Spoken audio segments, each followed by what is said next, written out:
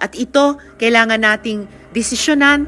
Yes, alang-alang sa taong bayan, lahat po tayo ay mayroong hindi lang karapatan pero responsibilidad, pag-isipan at pag-usapan ang taong bayan. At yung mga nagyayabang dyan, na sabi nila, gusto daw ng taong bayan na ito ay talagang magkakaroon na kagad ng impeachment, taong bayan, ginagamit.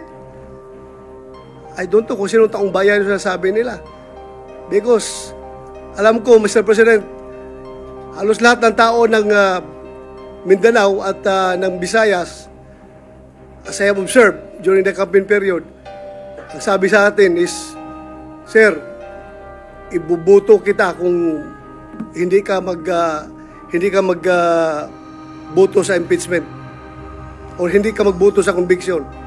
Yun ang sinasabi ng taong bayan. Kaya please, do not use the term taong bayan palagi because taong bayan is hindi lang kayo.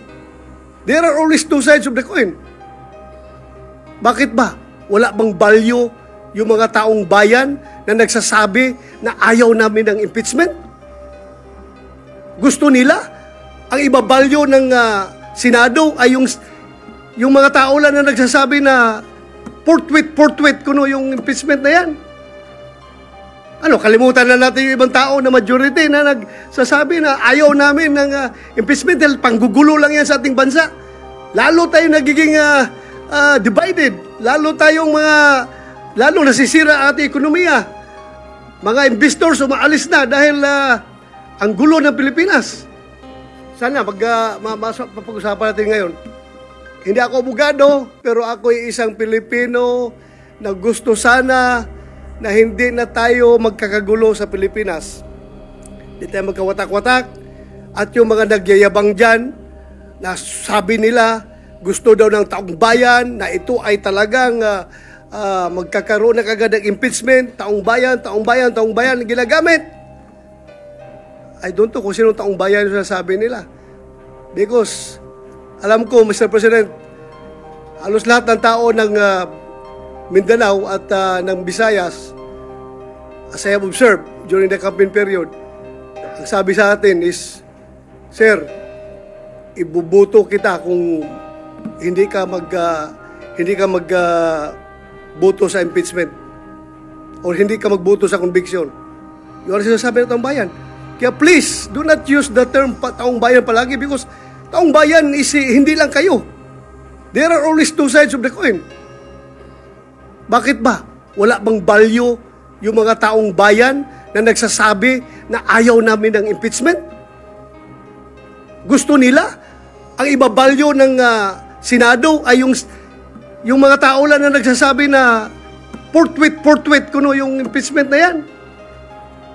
Ano, kalimutan na natin yung ibang tao na majority na nagsasabi na ayaw namin ng impeachment dahil panggugulo lang yan sa ating bansa. Lalo tayo nagiging divided. Lalo nasisira ang ating ekonomiya. Mga investors umaalis na dahil ang gulo ng Pilipinas. So yun lang po, Mr. President.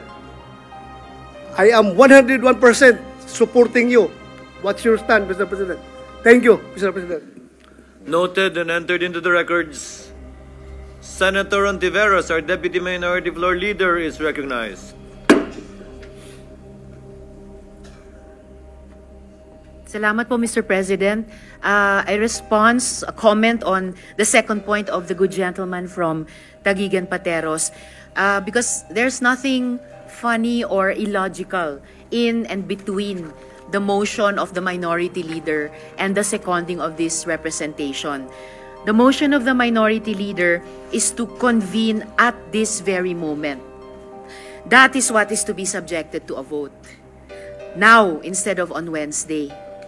To convene at all is not to be voted upon. Sa usaping yan, sundin lang natin ang konstitusyon. Salamat, Mr. President. Mr. President. Mr. President. With the indulgence of Senator Pimentel, Chair recognizes Senator Cayetano, thereafter Senator Pimentel, thereafter Senator Padilla. Senator Cayetano, you may proceed. Mr. President, I don't want to further the division or the debate. And I wasn't making fun of it. Ang sinasabi ko po, the reality is may tama't mali, may moral, immoral, may legal at illegal. Hopefully, dun tayo parati sa tama. Hopefully, ang legal, yun din ang moral. Ang problema in a collegial body, Senate, House, Commission on Appointments, we move as one based sa pagboboto. So it's just showing the irony that if the minority leader was moving that we've convened now, and the deputy minority leader was saying, you don't need a vote. But if you can vote whether it's now or Wednesday, then I can also argue, then I can also move na saka na. If you can vote whether today or Wednesday, then you can also vote na next Monday or next Thursday. So that is the paradox we are in today. So whatever decision we make, sana may wisdom. Sana matupad ang konstitusyon, dapat matupad ang konstitusyon, dapat ang kalooban ng ating mga kababayan. But the reality is po, we will be acting as a body and the vote will matter. So yun lang po, and I don't have a debate. I respect what the majority and deputy minority leader has stated. You know, as I said, some of what they say I agree with, but we have to find it in our hearts that even if we disagree, we support the chamber. Senator Pimentel, thereafter, yes. Senator Padilla. Senator Pimentel, you may proceed. Just to respond to some of the points raised by Senator Joel Villanueva. Yan, mahirap kung nasisingitan, Mr. President, nalilimutan natin yung topic. Mr. President, siguro i-inform ko lang yung body, no, na yung referral of an impeachment of the articles of impeachment to the Committee on Rules is not found in the rules of the Senate as a legislative body, and it's not found in the rules of the Senate as the impeachment court. So you cite past practice. Okay. But then, it's the reading. I don't think the Senate President will dispute my projection or my anticipation that he intended actually to introduce something new. For this particular impeachment case, he will refer it, the plan of the Senate President is to refer the after the reading, the read articles of impeachment directly to the impeachment court. So ibig sabihin nun, talagang pwede tayong mag-introduce ng innovation because the past practice is not supported by the letters of our two sets of rules, Mr. President. So ang aking point is, we can actually. So the motion, actually, do not fear this motion because this motion will only take up little of our time. Ang gusto kong mangyari, hindi tuloy-tuloy ang ating, if we need to do some preliminary matters before the trial action. Ang trial action meaning to say may witness stand, mayroong direct examination, cross-examination. Malayo pa yan, after pa yan pag-filing ng mga answer at saka ng reply. Pero ang aking point is, we can convene the impeachment court so that we can now take the Senate President as presiding officer can take his oath. He can administer our oath. The Senate as the impeachment court is convened or has been convened. We can call the case and then preliminarily talk about the trial calendar of the said case. We will know when we call the case, when we ask the clerk of court to call the case or cases, malalaman natin anong case load natin. And I believe isa lang ating case load. So we have to now come up with the trial calendar for that case. So that will be the effect of the motion, Mr. President, if it is carried. Na-advance yung Wednesday setting natin to today as far as the oath-taking requisites are concerned. We devote a little time to come up with the trial calendar. It can be a preliminary trial calendar. And if we are now convened as a court, the other motions I will take up, like now asking the House of Representatives panel of prosecutors to appear before us tomorrow, no longer on Tuesday, on Wednesday. Kaya naman gawin. Kung nagawa nga to June 11, hindi rin masama na pwede rin magawang June 11 to June 10. So, and that will be brought up before us acting as a court already, Mr. President. Kasi court matter na yung case matter na po yun. So that's the explanation, Mr. President, para baka akala ninyo back down na tayo. Worried si Senator Alan Cayetano sa kanyang e-gov at saka Konektadong Pinoy. Suspended lang po yung legislative business natin for maybe 1 to 2 hours, 1 hour and a half. We can go back to our legislative business, Mr. President. But at least we have convened the court. And then sunod lang tayo sa Constitution kasi we should also believe that the Constitution has its own wisdom. Kasi ratified din ng taong bayan po yan. Baka nalimutan natin. Ratified by the people ang ating Constitution. So, yes, thank you. Mr. President. Before recognizing Senator Villanueva, just for the information of Senator Pimentel, it's not only eGov and Konektadong Pinoy that's ready for ratification. Ready for ratification would also include the virology bill, the expanded Philippine Science High School system, and the 99-year lease bill. Just for the record. I think, Mr. President, since I still have the floor, I think last session day natin, we suspended, we adjourned at close to midnight. So it doesn't matter. The first session day, we yes, also nearly midnight. 1 hour to 2 hours devoted for the impeachment court, I don't think will harm us, Mr. President. With the permission of Senator Villanueva, Senator Padilla had earlier... Oh, on this Yes, point. because in relation to what the minority leader with the stated. indulgence of Senator Just Padilla. very quick, Mr. President, in relation to the statements made by our minority floor leader. Senator Villanueva Thank you, may Mr. proceed. President, let me put on record also, Mr. President, that I welcome innovation. I welcome what do you call that, Mr. President, when we will no longer refer it to the Committee on Rules and ask perhaps one of the prosecutors to read the articles of impeachment and all the cases thereon. I don't have problems with that, Mr. President. And again, as mentioned earlier, I agree, Mr. President, that we need to convene as soon as possible the impeachment court. But my only question, Mr. President, is if we are not violating our rules because, Mr. President, hindi na ho ba importante na maglabas po kayo ng notice? Hindi ho ba yun ang dahilan kung bakit kayo sumulat na i-schedule nung June 2, tapos ngayon June 11, tapos ngayon magbabago po tayo? Hindi na ho ba kailangan yun? And if it is not, Mr. President, then I will vote for it, Mr. President. I will go with then that's the reason why I'm clarifying all these issues, Mr. President.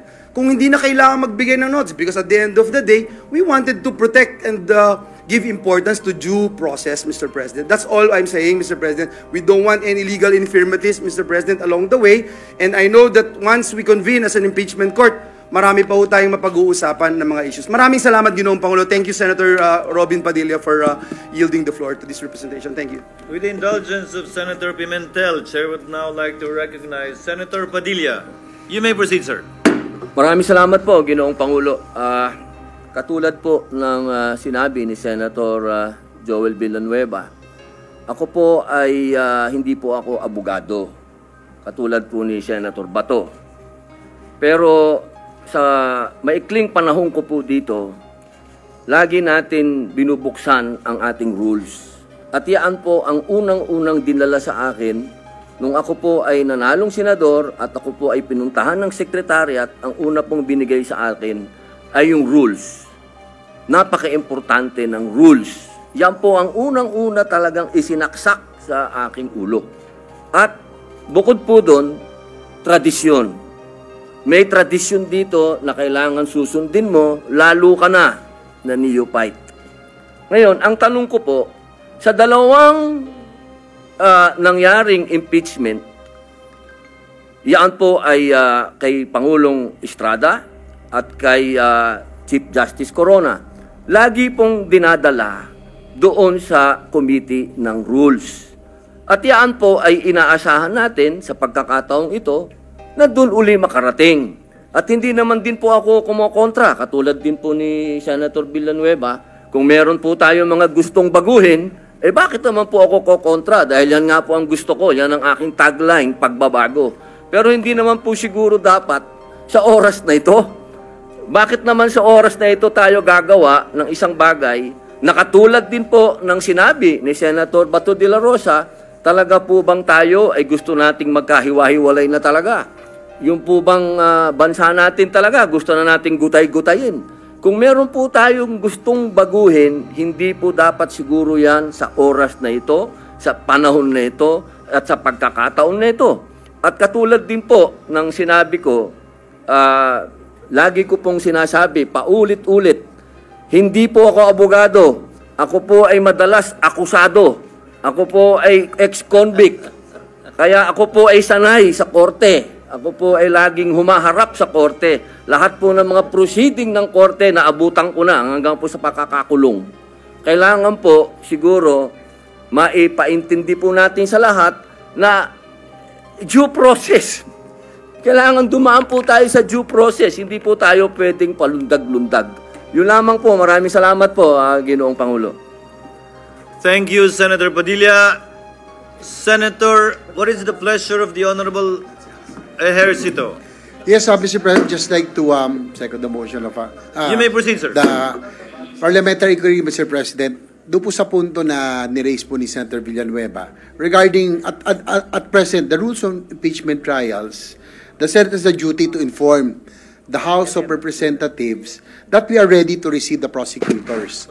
My inquiry is that in case we act on the motion of the minority, that we proceed immediately, are we obliged, as a body, as a Senate, obliged to issue new sets of notices? Yun lang po ang inquiry ko, Mr. President, because from what I gathered, that it's our duty to inform the House that we are ready to receive the prosecutors, and likewise, probably the Vice President as the accused in this case, Mr. President. President. What is Majority Floor Leader? Mr. President, before we recognize the distinguished minority leader, perhaps to rephrase again. No, maybe to respond, to help our colleague, Mr. President. I don't think we're there yet. I think Majority Leader, we're still Senator in the period of debate. I think soliciting some information, Mr. President. I yield, Mr. President. So can we? The Minority Leader may proceed. So this is my interpretation of Rule 1, Mr. President. Ang pinaka-importante rito is the communication from the Senate to the House that the Senate has taken proper order of the impeachment case that you have filed. Yung mga detalye as to when na-adjust, yung original nga niya na June 2, na-adjust niya to June 11 in a subsequent communication. So my point is, if we convene as a court now, and then as a court we agree to advance their appearance before us to tomorrow, we just also communicate. But you can also you can also disagree and that maintain the appearance sa Wednesday. But the point is, my motion is to convene as a court now. We take our oaths now. The impeachment court has been convened. This is more in keeping with the spirit of the Constitution na action agad.